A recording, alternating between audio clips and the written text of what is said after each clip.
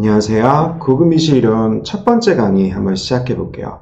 그래가지고 어제 그 인트로 동영상에서 제가 말씀드렸다시피 첫 번째 파트는요, General Equilibrium Theory거든요.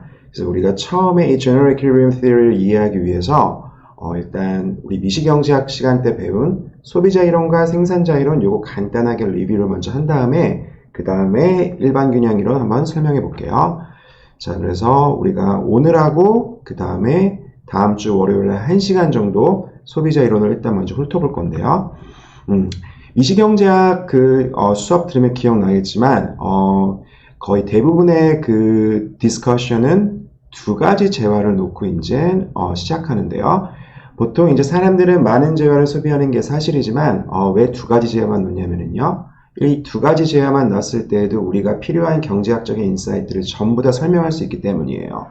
그래가지고 이렇게 두 가지 재화만 놓고 생각하는 거거든요. 간단하게 우리가 우리의 디스커션을 좀 간단하게 하기 위해서요. 대신에 필요한 인사이트를 전부 다 끄집어내기 위해서요. 그래가지고 여기서 지금 번들 X가 있고요. 번들 Y가 있어요. 여기서 컨섬션 번들이라는 거는 소비자가 얼만큼 자기가 소비를 첫 번째 재화를 소비하고 두 번째 재화를 소비할 건지요. 이 번들 X에서는 첫 번째 재화를 X1만큼, 두 번째 재화를 X2만큼, Y에서는 각각 Y1, Y2만큼 이렇게 지금 소비를 한다고 지금 나와 있는 건데요. 그리고 여기서 대문자 X가 의미하는 건 뭐냐면요. consumption choice set이에요. 그러니까 발생 가능한 모든 초이스에서 전부 다 모든 번들을 전부 다 모아놓은 셋이라고 생각하면 돼요. 그래가지고 the set of all bundles available to the consumer. 이 소비자한테 가능한 모든 컨섬션 번들을 전부 다 모아놓은 그런 셋이라고 생각하면 돼요. 그래가지고 만약에 여기서 첫 번째 재화가 그 오일이고 기름이죠. 그 다음에 두 번째 재화가 예를 들어서 푸드라고 하면은요. 그래서 여기서 푸드라고 하지 말고 푸드라고 하지 말고 예를 들어서 shoes라고 해볼까요? shoes라고 해볼까요? 그래서 한 쌍이요. 그래서 오일 같은 경우는 완벽하게 그 divisible 하죠. 오일을 뭐 예를 들어서 1.5리터, 뭐 1.54리터, 1.55리터 이렇게 모든 수량마다 이렇게 끊을 수가 있죠. 완벽하게 나눌 수가 있어요. 그래서 이런 거를 우리가 perfectly divisible이라고 얘기하거든요. 완벽하게 나눌 수 있다고요. 반면에 이 shoes 같은 경우에는 그렇지가 않죠. 한 켤레, 두 켤레. shoes를 한 1.5켤레 산다는 건 말이 안 되니까요. 이런 걸 우리가 discrete하다고 해요. 그래서 그냥 이거를 perfectly divisible 얘기하지 않고 그냥 continuous 하다고 얘기하기도 하거든요. 연속적이고 이거는 discrete 하다고요. 이럴 경우에 우리가 consumption choices를 이렇게 써줄 수가 있죠. 지금 x1과 x2 가능한 모든, 그러니까 이거는 버짓과 상관이 없는 거예요. 가능한 모든 번들이니까요. 이거 둘 다는 일단 0보다 같거나 커야죠. 왜냐면 이 사람은 소비자니까요. 0보다 작으면 이 물건을 생산한다는 뜻인데 이 사람은 지금 소비자예요. 그래서 가능한 consumption choices는 둘 다 0보다 커야 되고요. 근데 여기서 x1은 그냥 아무나 어떤 real number나 되는 거죠. 0보다 큰 어떠한 실수면은 상관이 없는 거고요. 여기서 두 번째 x2는 discrete 하니까 정수 값을 가져야겠죠. 그래서 integer value가 돼야 돼요. 자, 이렇게 써주면은 우리가 지금 첫 번째 재화가 오일이고 두 번째 재화가 shoes일 때 가능한 choice에서 전부 다 모아놓은 게 되죠. 자, 그 다음에 여기서 이제 preference가 나오는데요. 이 소비자의 그 행동을 우리가 분석하기 위해서 소비자의 행동은 기본적으로 자신의 버짓에서 영향을 받지만 자신의 preference에 또해서 영향을 또 받는 거죠. 그래서 번들 X가 번들 Y보다 적어도 같거나 좋다는 거를 우리가 이렇게 curly inequality를 이용해서 약간 좀 휘어졌죠. 이렇게 약간 좀 curve가 들어갔죠. 그래서 이 curly inequality를 이용해서 이렇게 표현해요. 그래서 이거는 X가 Y보다 같거나 약간 더 좋다. 이렇게 이제 얘기하는 거죠. 자, 그래서 분석을 하기 위해서는 이 preference에 지금 요거를, 이 curly inequality를 이제 우리가 preference relation이라고 하는데요. 선호 관계라고 얘기할 수 있죠. 이 선호 관계에다가 이제 몇 가지 가정을 집어넣어요. 그 전에 만약에 그래서 이제 요거를 이용해서 우리가 x가 y보다 strictly 더 좋다. 그 다음에 x랑 y가 서로 간에 indifferent 하다는 걸 정의할 수가 있죠. 만약에 x가 y보다 같거나 더 좋고 그 다음에 동시에 y가 x보다 더 같다고 좋으면요. 그러면 이제 우리가 x랑 y랑 서로 indifferent 하다고 이렇게 얘기할 수가 있는 거죠. 그 다음에 x가 y보다 strictly 더 좋다는 거는요. x가 y보다 weakly 더 좋은데 y가 x보다 weakly 좋은 거는 아닐 때요. 이 두 가지를 만족하면은 x가 y보다 strictly 확실히 더 좋다는 거 우리가 알 수가 있는 거죠. 그래서 우리가 요 curly inequality만 이용해 가지고 우리가 strict relation 그 다음에 indifference relation 이 두 가지 전부 다 끄집어낼 수가 있어요. 그 다음에 이제 우리가 이 선호 체계에 대해서 여러 가지 가정을 집어넣거든요. 분석을 위해서요. 그래서 complete 하다는 거, transitive 하다는 거, continuous, monotone, convex 하다는 거요. 요거 간단히 설명을 해드리면은요. 일단 맨 처음에 complete 하다는 거는요. 선호가 complete 하다는 거는 만약에 두 가지 번들이 있어요. X랑 Y랑 번들이 있어요. 여기서 각각의 소비자들은요.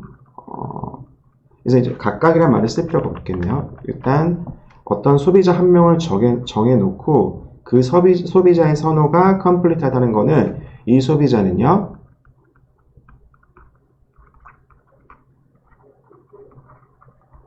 정확하게 얘기를 할 수 있어야 돼요.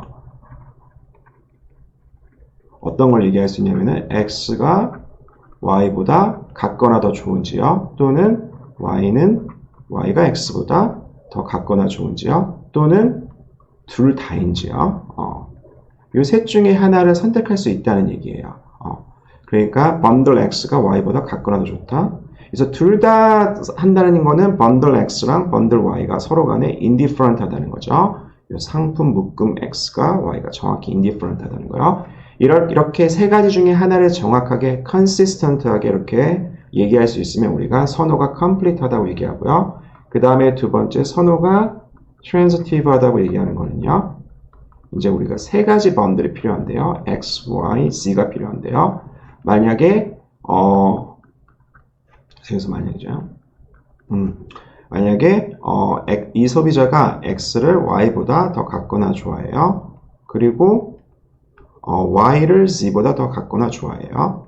이럴 경우에는 X가 Z보다 더 같거나 좋다는 거죠. 그러니까 마치 우리가 실수 체계처럼 이렇게 inequality가 이렇게 우리가 붙여서 우리가 사용해서 이렇게 X가 Z보다 더 큰 이렇게 관계를 유도할 수 있으면 우리가 선호가 transitive 하다고 얘기해요. 그 다음에 세 번째 선호가 continuous 하다는 건요. 이건 약간 좀 테크니컬한데요. 이건 약간 테크니컬한데 이렇게 얘기하면 돼요. 이 preference ranking이 지금 이거는 Y랑 X 이렇게 랭킹이잖아요. Y랑 X랑 뭐가 더 큰지 이 랭킹이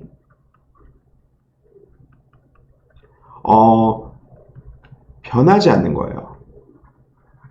그래서 이렇게 바뀌지 않는다는 거죠. 그래서 reverse 되지 않는 거예요. 뭐냐면은 모든 작은 변화에 대해서요.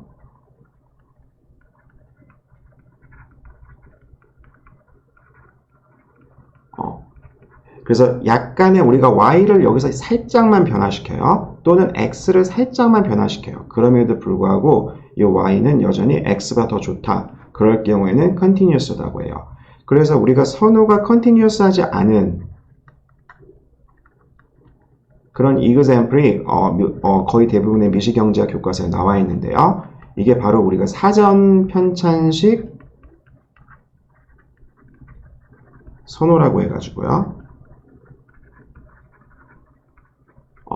아마 이런 말 들어봤을 거예요. Lexicographic preferences, 우리나라 말로는 사전 편찬식 선호 체계예요. 그러니까 이게 무슨 말이냐면요. 만약에 두 개의 재화가 있어요. 첫 번째 재화가 있고 두 번째 재화가 있어요. 그래서 bundle X에서는 X1, X2만큼 그 다음에 bundle Y에서는 Y1, Y2만큼 이 preference에서는 둘 중에 뭐가 더 좋은지 어떻게 구분하냐면은 일단 첫 번째 재화가 뭐가 더 많은지 그걸 비교해요. 그 다음에 만약에 첫 번째 재화가 같다. 이 번들 X랑 번들 Y가 둘 다 첫 번째 재화를 똑같은 양을 포함하고 있어요. 그럴 경우에는 이제 두 번째 재화가 뭐가 더 많은지 그걸 비교해요. 그래서 많은 쪽이 더 우세한 거예요. 예를 들어서 지금 번들 X가 예를 들어서 3,1이에요. 그 다음에 번들 Y는 2, 두 번째 재화를 엄청 많이 가지고 있어요. 100만 개를 가지고 있네요. 1 밀리언만큼 가지고 있어요.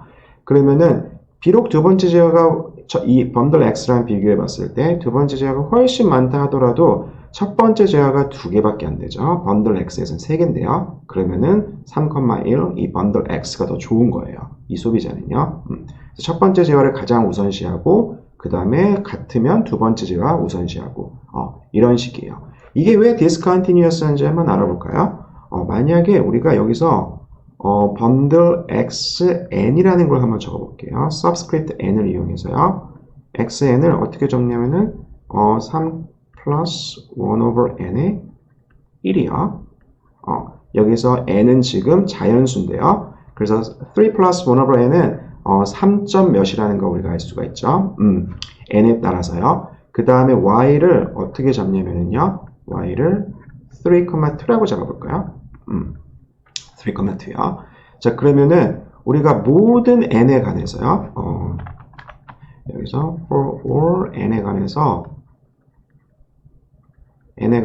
xn이 y보다 더 좋다는 거 알 수 있죠. 왜냐면은 n이 예를 들어서 1 밀리언이라고 하더라도 여기는 3.00001이니까요. y는 3개, 정확히 3개 가지고 있거든요. 번들 y는 첫 번째 재화를 3개 가지고 있죠. 그러니까 xn이 y보다 더 좋은 거죠. 근데 만약에 n이 무한대로 가면 어떻게 되죠? n이 무한대로 가면은 지금 여기 xn은 3,1이 되고요. 그렇죠? n이 무한대로 가면 이 1 over n은 자연스럽게 사라진다는 것을 알 수 있죠. 그 다음에 번들 y는 그거에 비해서 3,2가 되죠. 그래서 선호 체계가 이렇게 바뀌게 되죠.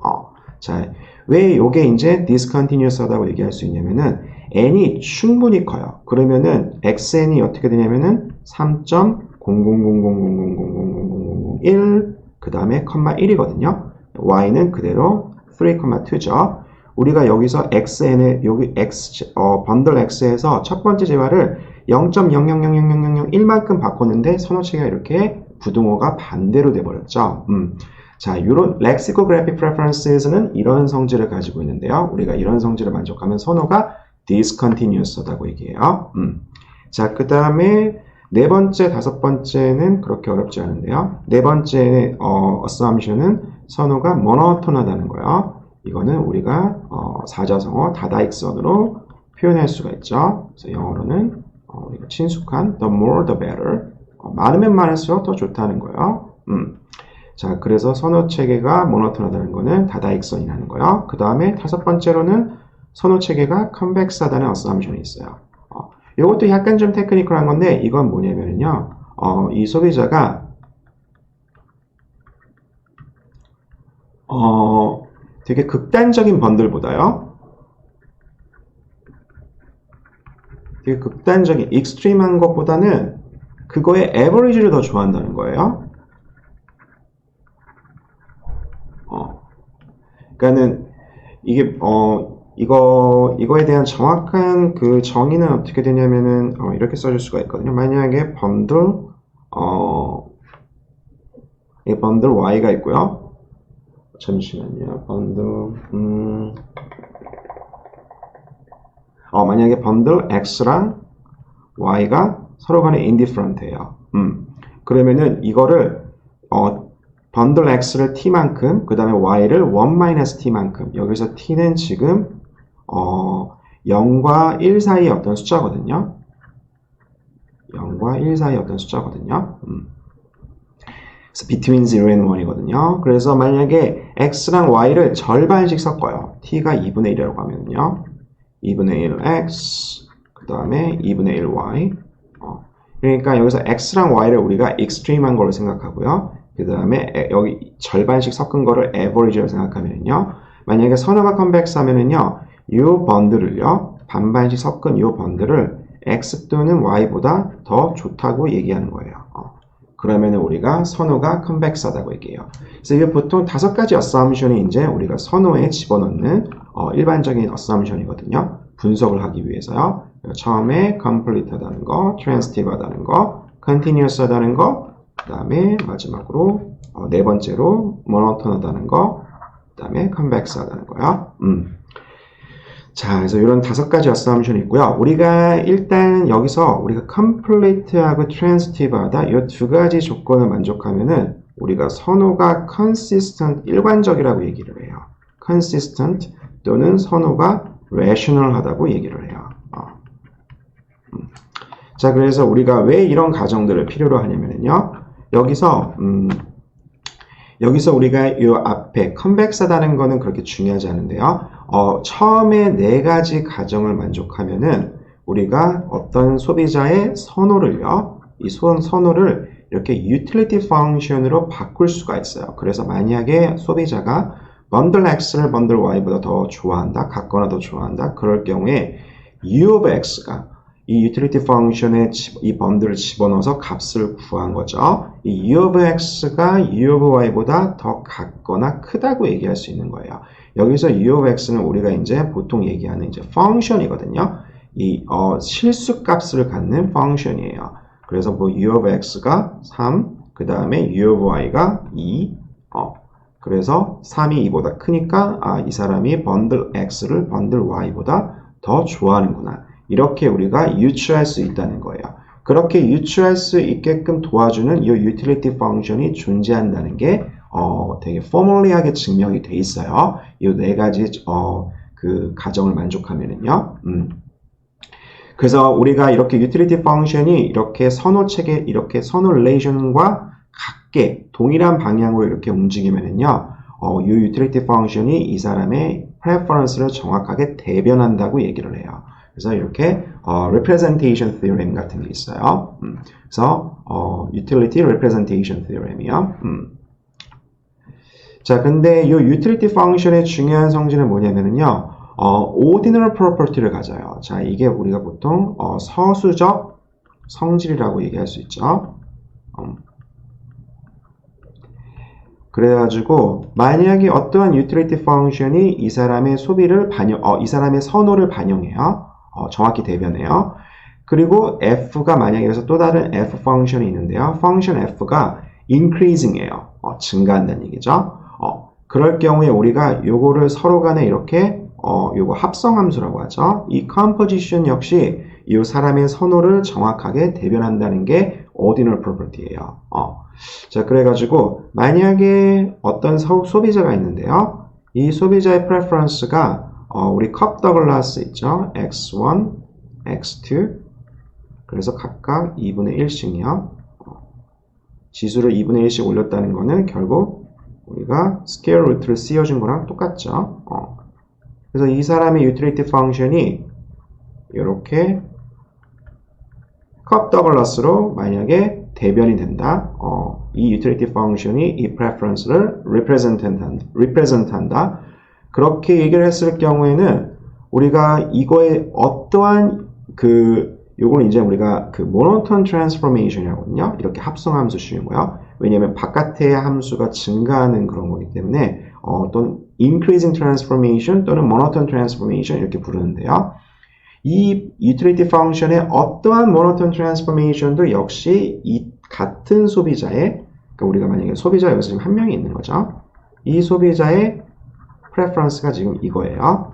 그리고 이걸 대변하는 게 이 utility function이에요. 그럼 우리가 여기다가 monotone transformation을 씌워도 정확한 이 preference를 대변한다는 게 ordinal property예요.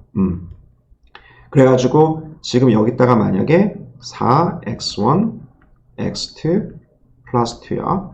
이것도 이 사람의 선호를 정확하게 대변하고 있어요. 왜냐하면은 여기 utility function에다가요. 만약에 지금 우리가 f of x를 어떻게 잡아주냐면은 4x squared 플러스 2라고 생각해 볼까요?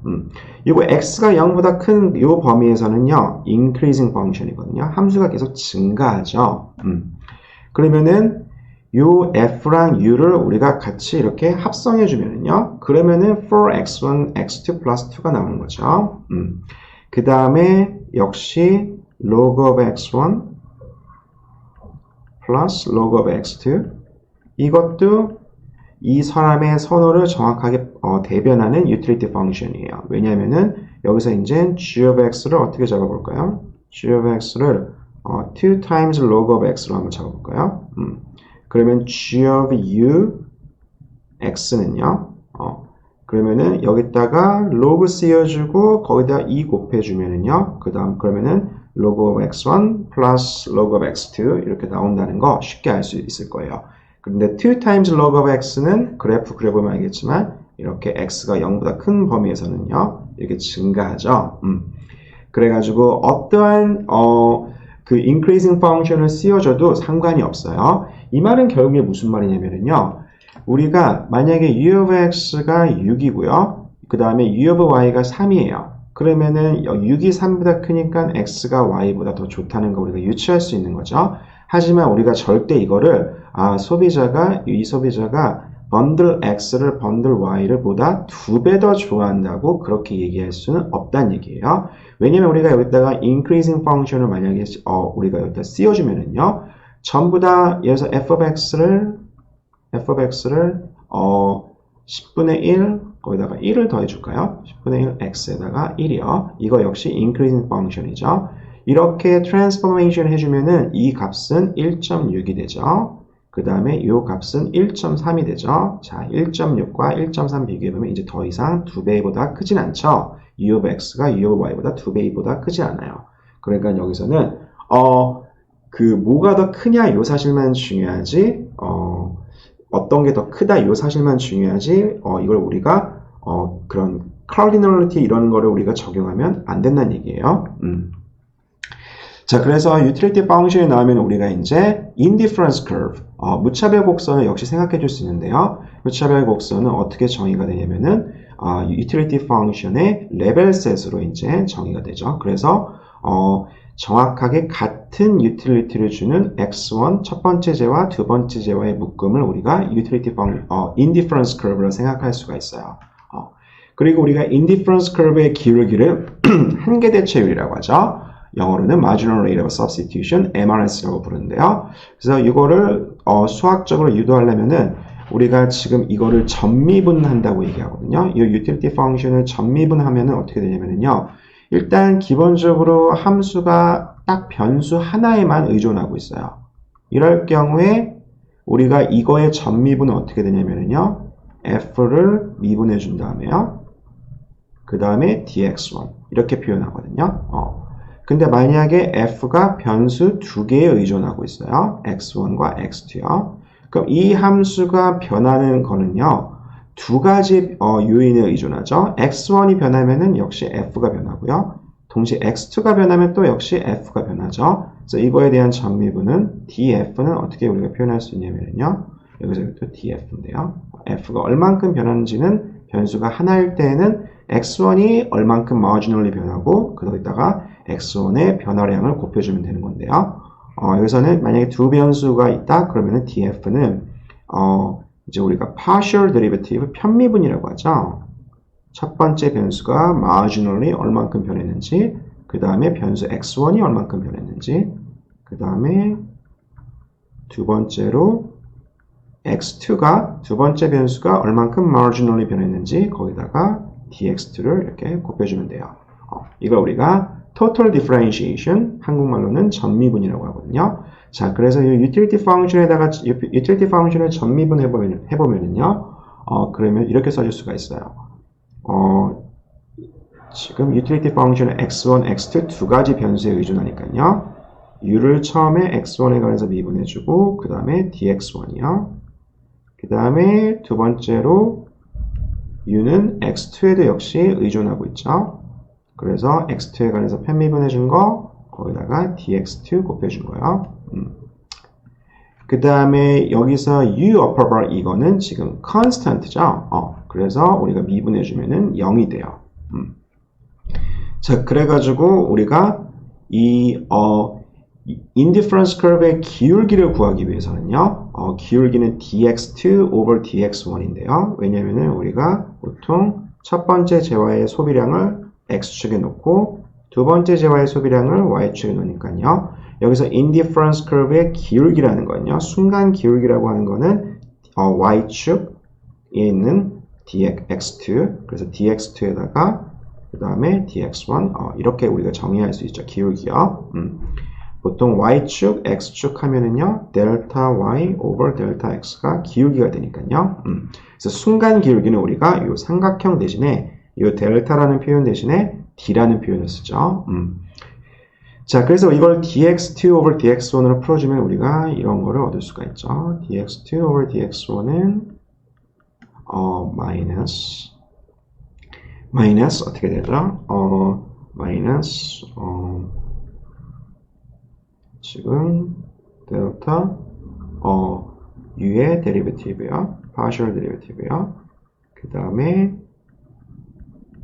x2에 관한 데리베티브요. 자, 그래가지고 우리가 요걸 부르는 또라는 이름이 있죠. 한계 효용이요. 첫 번째 제어로부터 나오는 한계 효용. 그 다음에 분모에 있는 거 두 번째 제어로부터 나오는 한계 효용이요. 그래서 여기서 MU는 marginal utility요. marginal utility가 의미하는 거는요. 만약에 MU1 같은 경우에는 첫 번째 재화를 하나 더 소비했을 때 과연 utility가 얼만큼 더 증가하는지요. 그걸 측정하는 거죠. MU2도 마찬가지고요. 두 번째 재화를 하나 더 소비했을 때 utility가 얼만큼 증가하는지요. 그래서 MRS를 우리가 이렇게 써줄 수가 있어요. MRS를 이 한계 효용의 그 레이시오로 이렇게 표현할 수가 있어요. 자, 근데 우리가 보통 여기서 indifference curve 모습 생각해 보면 알겠지만 거의 indifference curve는 이렇게 아래로 떨어지죠. 그러니까 한마디로 MRS는 항상 마이너스 값을 갖거든요. 그래서 어떤 교과서에서는 여기 마이너스를 절대값을 씌워줘 가지고요. 요 마이너스를 생략하기도 해요. 근데 그게 그렇게 중요하진 않고요. 어쨌든 MRS는 이 앞에 부호를 잠깐 무시하고 이 MRS를 생각해 보면은 MU1 over MU2라는 거예요. 그래서 이걸 좀 더 쉽게 MRS를 우리가 해석해 보면은요. 만약에 MRS가 2로 나왔어요. 숫자 2만큼 나왔어요. 그럼 이 말은 무슨 말이냐면은 지금 만약에 여기서요. 이 점에서 이 직선의 기울기가 지금 마이너스 2예요. 또는 2예요. 마이너스 사인 무시할 수 있으니까요. 이 2가 가지는 의미는 뭐냐면은 첫 번째 재화를 두 번째 재화보다 이 번들에서는요. 2배 더 좋아한다는 거죠. 왜냐면은 MU1 over MU2가 2라는 거는요. MU1은요. 2 times MU2라는 거죠. 근데 MU1은 첫 번째 재화를 하나 더 소비했을 때 유틸리티가 얼마나 증가하는지를 그 인크리먼트를 매주하는 거고 MU2는 두 번째 재화 하나 더 소비했을 때 근데 MU1이 MU2보다 2배 더 커요. 이 말은 이 사람이 첫 번째 재화를 두 번째 재화보다 2배 더 좋아한다는 얘기죠. 자, 이렇게 해석할 수가 있어요. 그래서 좀 더 약간 고급진 말로 우리가 해석하면은요, marginal rate of substitution을 우리가 어떻게 해석할 수 있냐면은 이 소비자의 주관적인 재화에 대한 주관적인 evaluation이라고 우리가 얘기할 수 있어요. 이 사람은 과연 첫 번째 재화, 두 번째 재화를 과연 얼만큼 더 좋아하고 있는지요? 주관적인 평가요. 이렇게 우리가 얘기할 수 있어요. 간단하게요. 자, 그래서 우리가 아까 전에 가정한 게 우리가 monotone preferences, 그 다음에 convex preferences 이게 있는데요. 이게 indifference curve에 그 모양에 영향을 주는데요. monotone하다는 건 더 많으면 더 좋다는 거죠. 그래서 우리가 이 x1, x2 이 다이어그램에서 만약에 한 점을 찍어볼까요? 이 번들하고요. 이 번들은 절대 같은 무차별 곡선에 있을 수가 없죠. 왜냐면은 이 번들 x랑 이 번들 y를 비교해 보면은 번들 y가 x보다 첫 번째 재화나 두 번째 재화나 더 많은 그런 상품을 가지고 있죠. 그래서 y가 x보다 확실히 좋아야 돼요. 그쵸? 그래서 이 번들 x랑 indifferent한 거는 어디 있어야 되냐면은 여기 또는 여기 있어야겠죠. 그러니까 이 번들 z 같은 경우 생각해 보면은 첫 번째 재화는 더 많이 갖고 있지만 두 번째 재화를 덜 가지고 있죠. 그러니까 무차별할 가능성이 있는 거죠. 이 번들 Z 프라임 같은 경우 생각해 보면은 첫 번째 재화는 덜 하지만 두 번째 재화는 더 많이. 그렇죠? 그러니까 역시 indifferent 할 가능성이 있는 거죠. 그래서 indifference curve가 이렇게 아래로 떨어지게 돼요. 이 말은 결국 무슨 말이냐면은 기울기가 항상 마이너스라는 거죠. 그래서 MRS가 0보다 작다는 얘기고요. 또는 IC가요. indifference curve가 슬롭이 네거티브라는 얘기죠. 네거티브 슬로우를 갖는다는 거예요. 그 다음에 convex preferences라는 거는 기본적으로 아까 우리가 어떻게 정의했냐면은 y가 x랑 만약에 indifferent 하다고 하면은요. 그러니까 결국 무슨 말이냐면은 y랑 x가 같은 indifference curve에 있다는 거죠. x랑 y가요. 그쵸? 근데 이거를 절반씩 섞은 그러면은 딱 요 가운데 점이 되겠네요. 이게 2분의 1 x에다가 2분의 1 y죠. 이게 이 indifference curve의 위에 있다는 거니까요. 결국에 의미하는 게 뭐냐면은 이 indifference curve가 원점에 관해서 이렇게 convex하다는 뜻이 돼요. 그래서 IC가 볼록하다고요. 원점을 향해서요.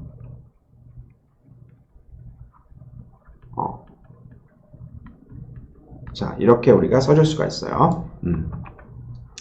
자, 그래서 여기서 되게 우리가 되게 많이 다루는 그런 유틸리티 펑션이 이제 나오는데요.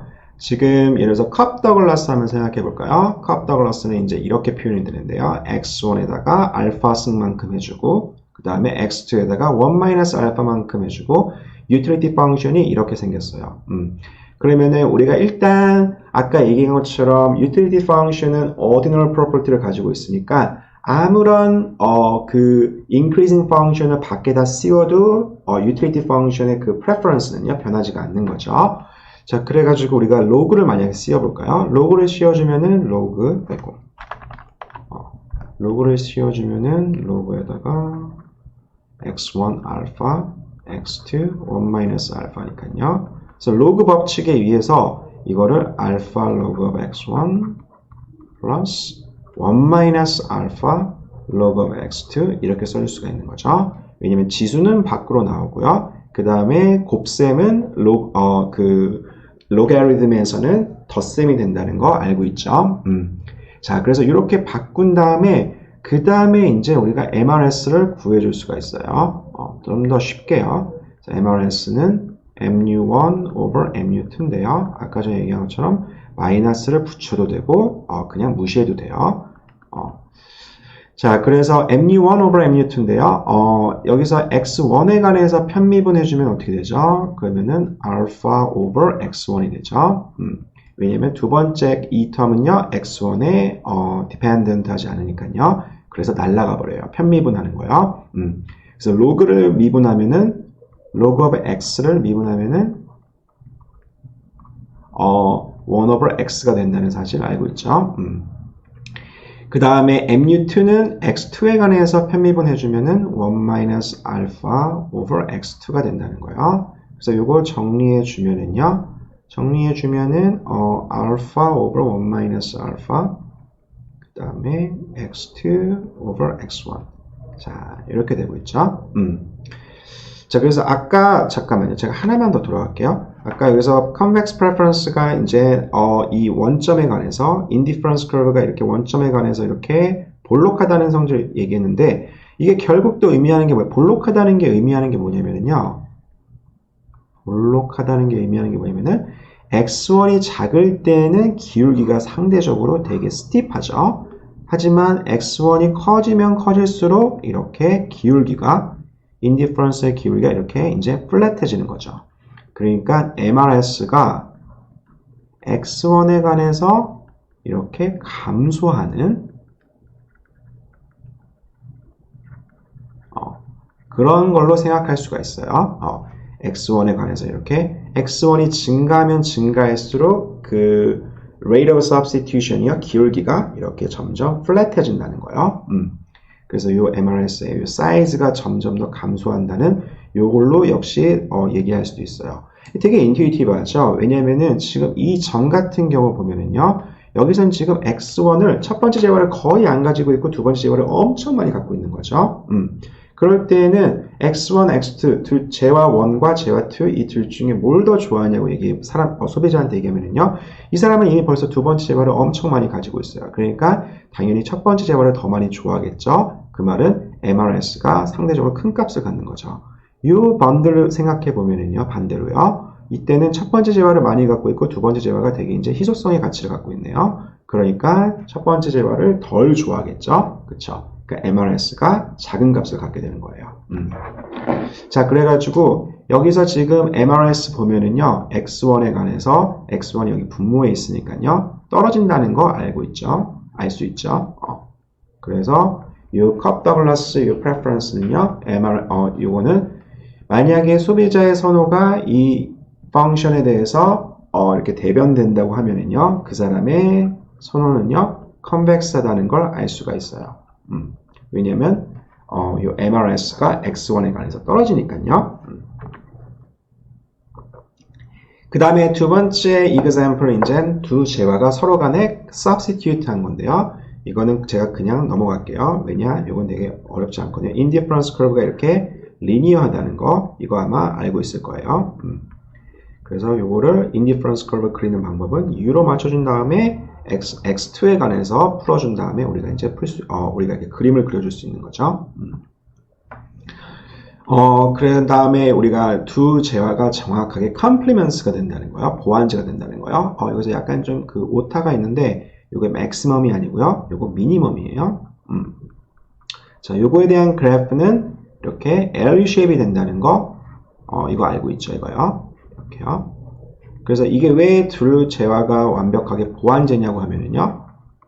지금 요거랑 요거를 비교해 봤으면요. 완벽하게 보완제라는 거는 제가 여기서 어떠한 상품을 하나만 샀을 때는 이건 아무런 가치가 없는 거죠. 이거를 두 번째 재화를 같이 소비했을 때 서로 간에 이게 이제 효용이 생긴다는 얘기니까요. 그러니까 예를 들어서 만약에 저는 커피 한 잔에 무조건 설탕 하나랑 프림 하나를 꼭 넣어야 된다. 그러면은 커피를 마실 때 제가 설탕과 프림을 얼만큼 소비할 건지요. 그걸 생각해 보면은 설탕을 그 캡슐을 두 개 갖고 있는 거는 프림을 만약에 하나 갖고 있으면요. 그럼 두 번째 그 설탕은 아무런 가치를 가질 수가 없는 거죠. 1대1로 만약에 제가 커피에 집어넣는다고 하면은요.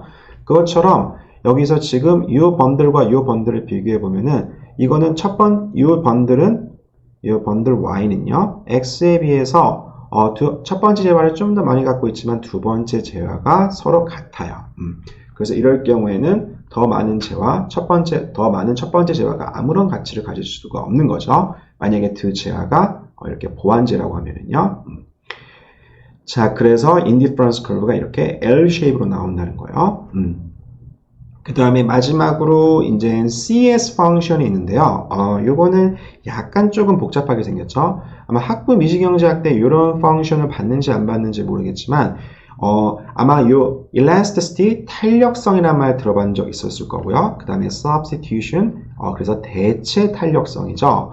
요 대체 탄력성이라는 말에 대해서 들어봤는지 모르겠지만 이거는 우리가 이제 보통 그 소비자 이론보다는 생산자 이론에서 좀 더 많이 쓰이거든요. 그러니까 만약에 생산자 입장에서 그런 거 생각해 볼 수가 있죠. 자기가 얼만큼 사람을 고용해야 될지, 그래서 X1이 여기서 레이버고요. 그 다음에 얼만큼 자본을 투입해야 될지 비즈니스를 위해서요. 그래서 두 번째 재화가 캐피털인 경우 생각해 보면요.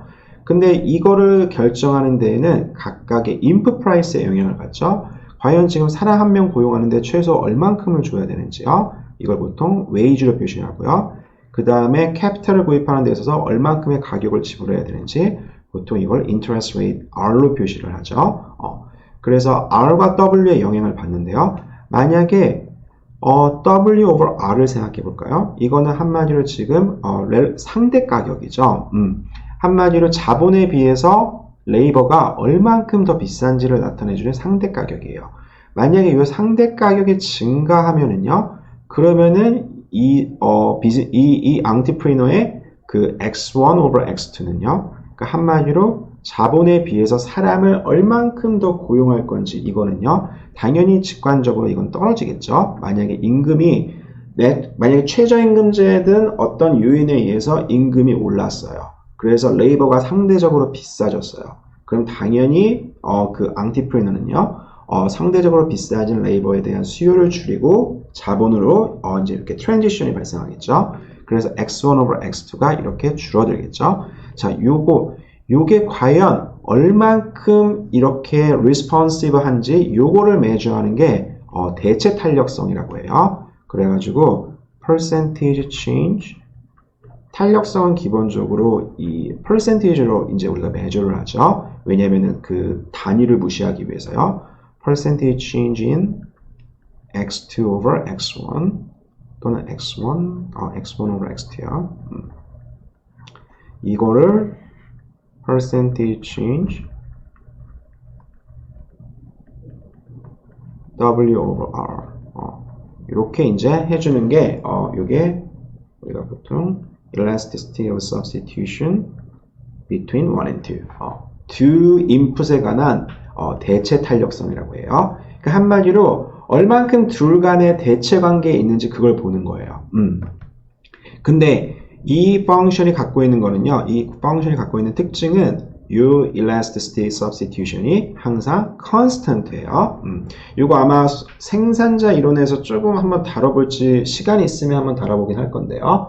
한번 제가 아직 확실하진 않거든요. 자, 그래가지고 그냥 저희는 지금 요거 MRS 그냥 한번 구해볼까요? 이렇게 만약에 utility function이 이렇게 있을 경우에 MRS는 우리가 이렇게 표시할 수가 있는 거죠.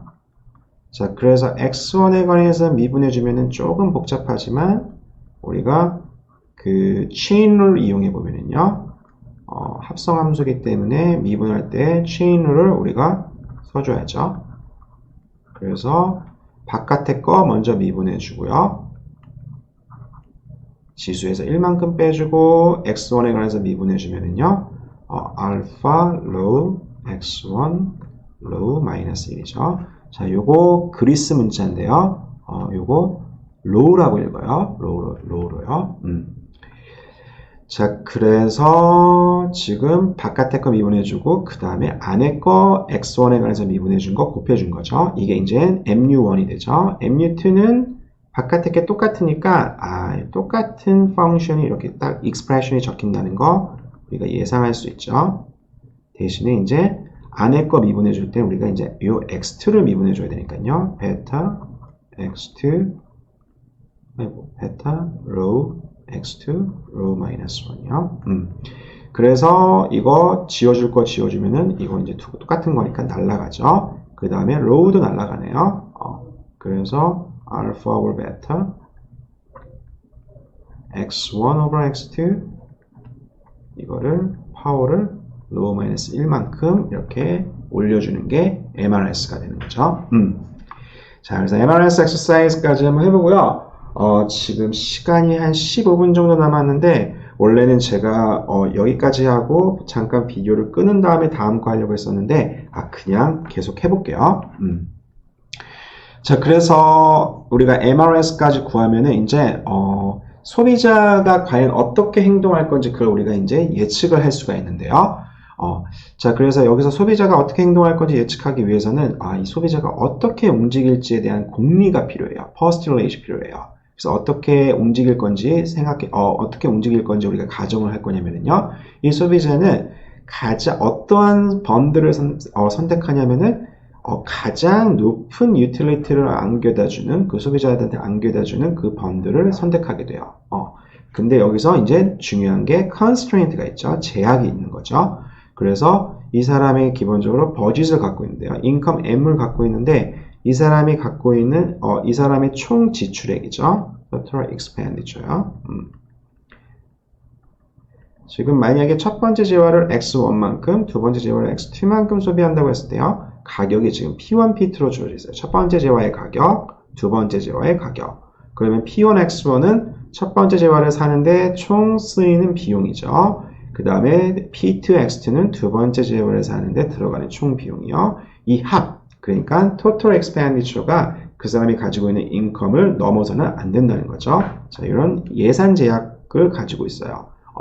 근데 여기서 한 가지 중요한 가정이 하나 더 있는데요. 그건 뭐냐면은 이 consumer는 되게 small buyer예요. 한마디로 시장에서 역할이 시장에서 어떠한 임팩이 전혀 없어요. 우리가 이거를 어떻게 얘기하냐면은 마켓 파워가 없다고 얘기하는 거거든요. 만약 마켓 파워가 있는 소비자도 우리가 충분히 생각할 수가 있죠. 예를 들어 가지고 뭐 카 시트를 한번 자동차에 들어가는 그 시트 있죠. 그거에 대한 소비를 한번 생각해 볼까요? 일반 인디비주얼 소비자들은 자동차가 하나 아니면 두 대 있으니까요. 시트를 하나 바꾼다 해도 겨우 한 4개 정도 바꾸겠죠. 자동차 하나의 시트가 앞에 2개, 뒤에 하나, 총 넓은 거 하나, 그래서 총 3개 들어가 있죠. 그러니까 기껏해야 한 3개 정도 바꾸거든요.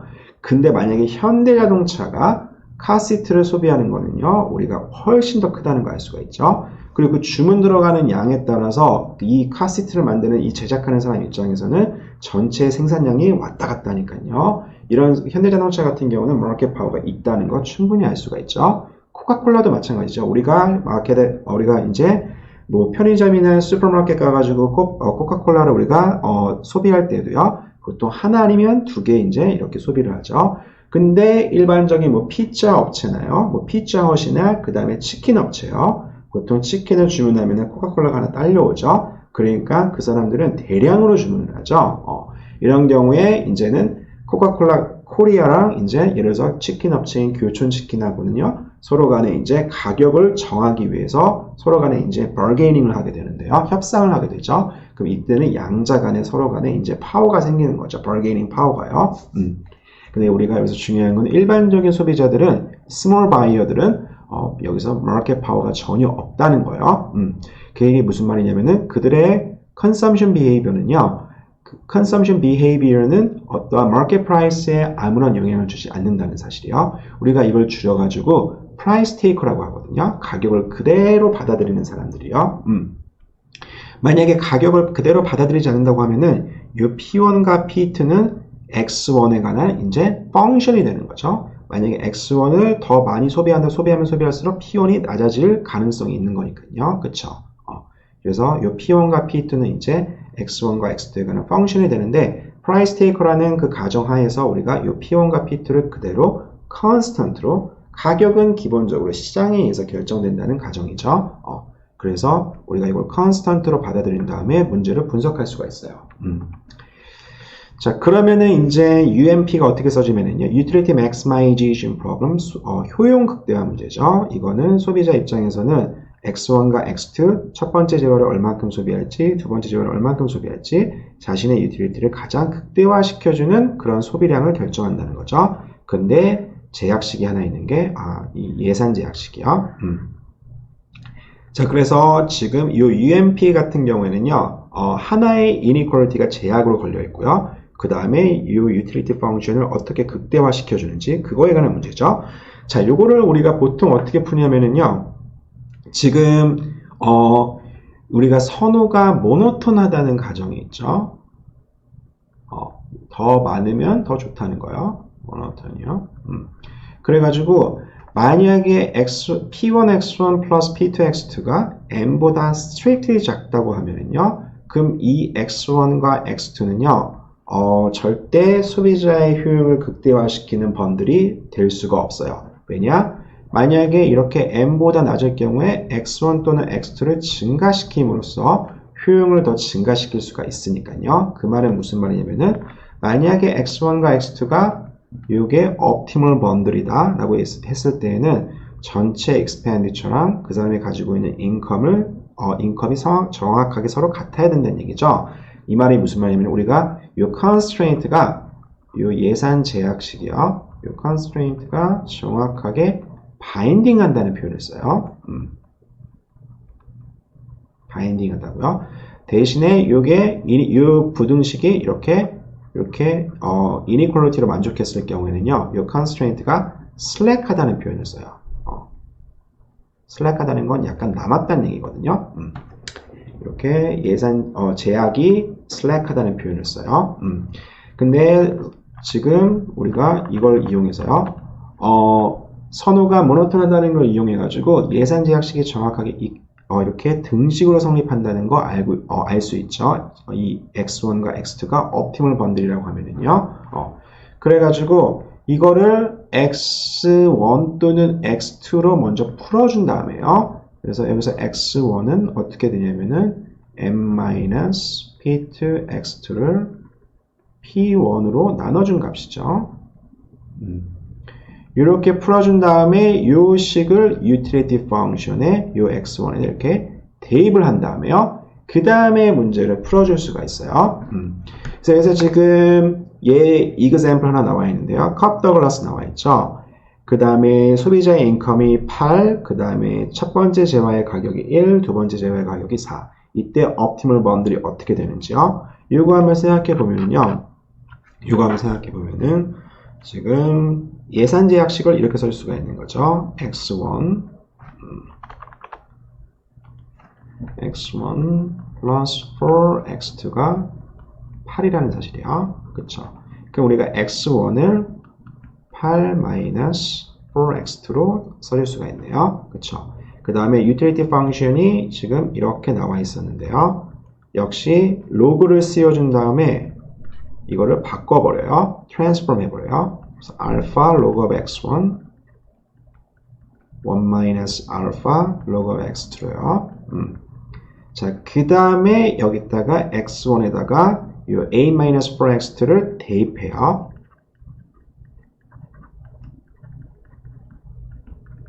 그럼 이렇게 쓸 수가 있는 거죠. 자, 그러면은 변수가 지금 하나가 됐죠. 우리가 이 하나의 변수를 가진 함수가 언제 극대값을 갖고 언제 최소값을 갖는지 우리가 금방 알 수가 있죠. 극대값을 갖기 위해서는요. 함수가 이렇게 생겨야 돼요. 그렇죠? 이걸 우리가 보통 함수가 컨케이브하다고 얘기하거든요. 오목하다고 얘기하거든요. 이거 아마 경제수학 같은 거 공부하면 금방 알 수 있는데요. 극대값을 갖기 위해서는 여기서 극대값 받는 위치에서 데리비티브가 두 함수가 정확하게 0의 값을 가져야죠. 결국 의미하는 거는 이 탄젠트 라인의 그 기울기 값이 0이어야 돼요. 그렇죠? 이렇게 horizontal 해야 돼요. 그 다음에 두 번째로는 이 기울기가 처음에는 이렇게 증가했다가 양수의 값을 갖다가 0의 값을 치고 나서 이제 마이너스로 떨어지죠. 그쵸? 이걸 우리가 어떻게 얘기할 수 있냐면은 첫 번째 이게 이제 오리지널 펑션이고요. 오리지널 펑션을 데리베티브 취해준 거고요. 이 f'이 감소한다고 우리가 얘기할 수 있는 거죠. 왜냐면 f'이 기울기를 나타내는 거니까요. 결국 이 말이 무슨 말이냐면은 요거를 한 번 더 미분해준 이 세컨드 데리베티브가 0보다 작다고 얘기할 수 있는 거죠. 그쵸? 그래서 요 처음에 f'이 0이 되는 조건이요. 이걸 우리가 보통 FOC라고 불러요. 1차 조건이라고 해가지고요. First order condition이요. 그 다음에 f의 더블 프라임이 0보다 작아야 된다. 이걸 우리가 second order condition, 두 번째 그래서 SOC라고 불러요. 그래서 만약에 함수가 컨케이브하다는 거 알고 있으면은 우리가 SOC를 굳이 생각해 줄 필요가 없는 거죠. 이렇게 오목하다고 만약 함수가 오목하면은 0이 되는 지점에서 극대값을 갖는 게 당연한 거니까요. 그래서 FOC 요거 하나만으로 우리가 극대값을 어디서 갖는지 그걸 정확하게 캐릭터라이즈 할 수가 있어요. 근데 로그 펑션은 기본적으로 컨케이브 하거든요. 그래가지고 그냥 미분한 다음에 0으로 놔줄게요. 자, 그래서 요거 x2에 관해서 미분해 주면은요, 어떻게 되죠? 지금 알파 8 마이너스 4x2 요거 이제 분모로 들어가죠. 그 다음에 마이너스 4를 곱해줘야죠. 그 다음에 요 두 번째는 1 마이너스 알파 over x2가 되니까요. 그래서 요거를 0으로 놓고 이제 x2에 관해서 풀어주면은요, 요거 정리하는 거는 제가 연습 문제로 남겨둘게요. 요거 x2에 관해서 만약에 풀어주면은 제 생각에는 아마 x2가 2 1 마이너스 알파 이렇게 나올 것 같아요. 자, 이렇게 나올 것 같아요. 요거 한번 실제 x2에 관해서 풀어주면 이렇게 나오는지 한번 verify 한번 스스로 해보세요. 자, 그래서 이렇게 풀어주는 방법을 우리가 substitution method라고 해요. substitution method요. 그 다음에 두 번째로 이제 Lagrangian multiplier method가 있거든요. 그러니까 우리가 동일한 문제인데요. 이 문제를 푸는 첫 번째 방법은 이렇게 예산 제약식이 바인딩한다는 이 조건을 이용해서 문제를 풀어줄 수 있고요. 대입한 다음에 그래서 하나의 변수로 가지는 그 utility function을 우리가 바꿔준 다음에 미분해서 0으로 놓고 이렇게 문제를 풀어주는 방법이 하나 있어요. 두 번째 방법은 뭐냐면 이제 Lagrangian multiplier method라는 건데 제가 이건 좀 설명을 하면 시간이 좀 걸리니까 오늘 수업은 여기까지 하고 다음에 제가 얘기를 할게요. 오늘 생각보다 진도를 많이 빼지 못했는데 어차피 시간은 앞으로 계속 있으니까요. 제가 다음 수업 시간 때 이 Lagrangian multiplier method부터 시작해서 아마 다음 주 월요일 날 2시간 동안 계속 소비자 이론을 그럼 얘기해야 될 수도 있겠네요. 생산자 이론은 소비자 이론을 정확하게 이해하고 있으면은 그렇게 어렵지가 않아요. 왜냐면은 그냥 우리가 적용하는 그 methodology가 이 optimization problem이 정확하게 이제 똑같거든요. 약간 좀 다른 개념이 등장하긴 하지만 어쨌든 우리가 쉽게 이해할 수 있어요. 그리고 어차피 그러니까 제가 이렇게 좀 리뷰를 진행할 때 아무래도 여러분들이 미시경제학을 얼만큼 자세하게 이해했는지 그걸 모르기 때문에 제가 이렇게 좀 차근차근 진행할 수밖에 없는데요. 아마 일반 균형 이론 들어가면은요, 진도가 요거보다는 스피드 좀 더 스피드 있게 한번 진행해 볼게요. 수고했어요, 그러면요.